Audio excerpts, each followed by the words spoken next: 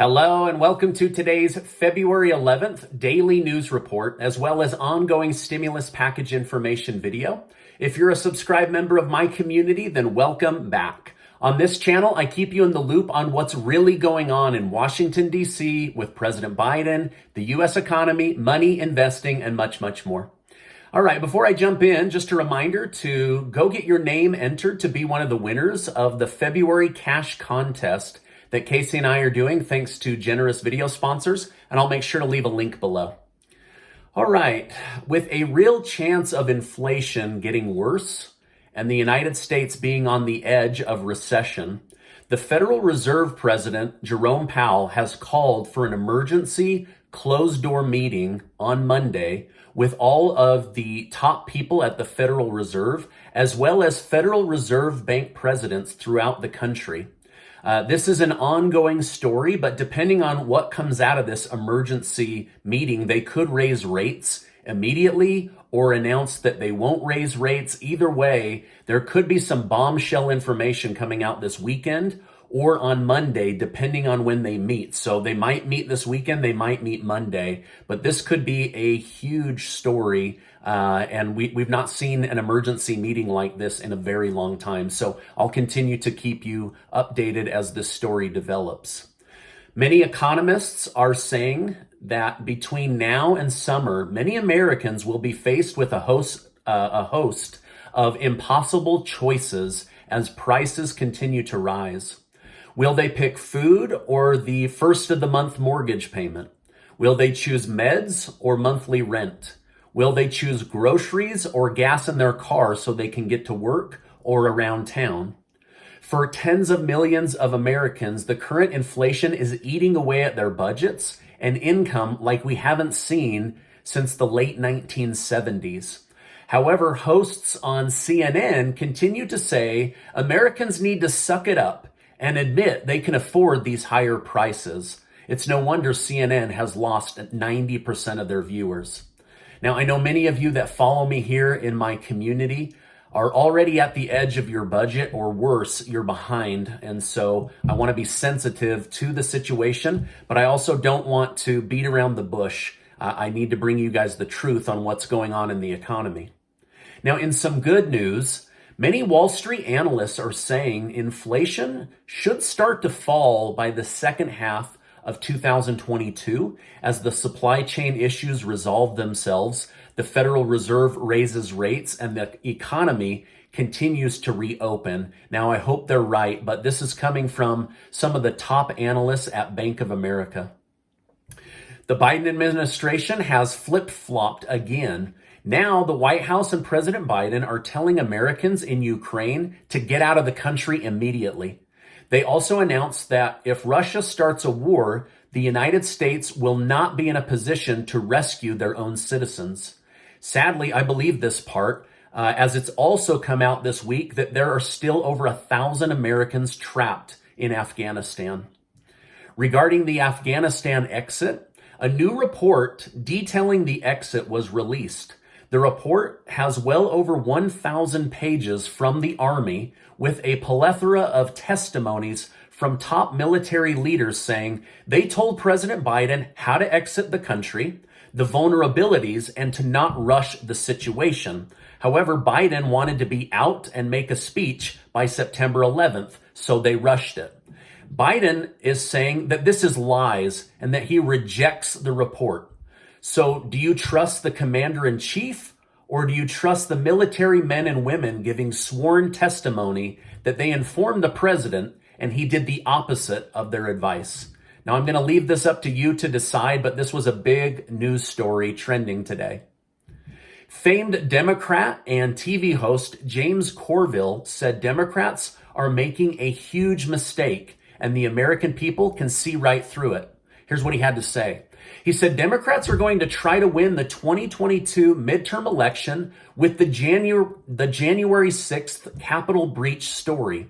However, he said Americans care more about what are you going to do to improve my life than they do the possibility of punishing a past president. Corville said the investigation should be completed, but to run on this narrative is wrong. Democrats need to seriously get focused on improving the lives of voters, or they are toast in the upcoming election. Regarding the Build Back Better bill, top Democrats say they are going to make a list of the top priorities they see need for and build a smaller bill or standalone bills around these key issues. We already know the child tax credit monthly checks will be at the top of their list. However, we don't know what else will be on top of this list, as lawmakers' thoughts on improving American lives is usually different than Americans' ideas of improving American lives.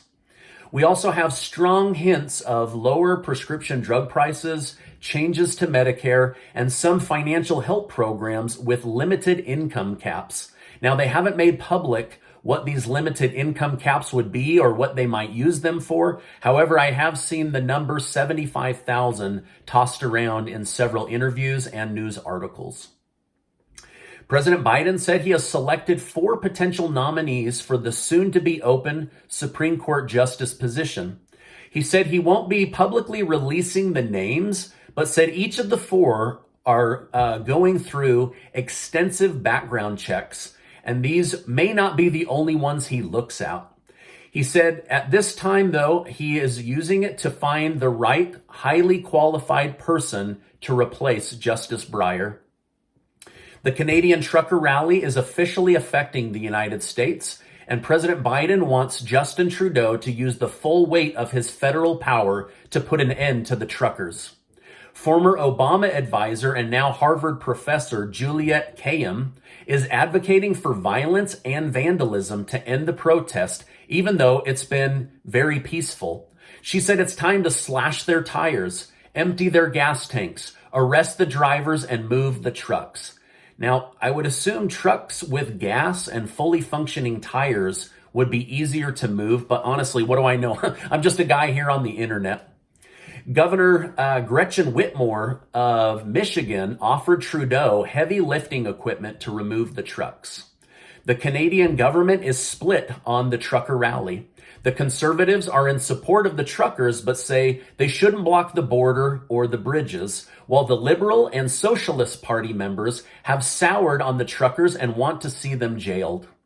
A Canadian judge ordered the police were not to interfere so long as it stayed peaceful. They weren't to confiscate fuel or food. However, video footage continues to surface of the police blocking access to food, stealing gas and firewood from the truckers. Last week, I told you how the government intimidated GoFundMe into canceling the $10 million raised for the Canadian truckers. Since then, Give, Send, Go has raised $8.5 million. Now the Canadian government is trying to block the financial aid from reaching truckers and their families. However, Give, Send, Go said, "We are an American company that plans to deliver the donated funds we've been trusted with to the right people." However, now the United States government is trying to insert itself and block this transaction. Tallycoin has raised $1.5 million in Bitcoin to try to send financial aid using untraceable Bitcoins. Yesterday, Prime Minister Justin Trudeau was booed and heckled so loudly and for so long that he actually ran out of Parliament. Can you imagine President Biden or President Trump running out of Congress during an important cabinet meeting?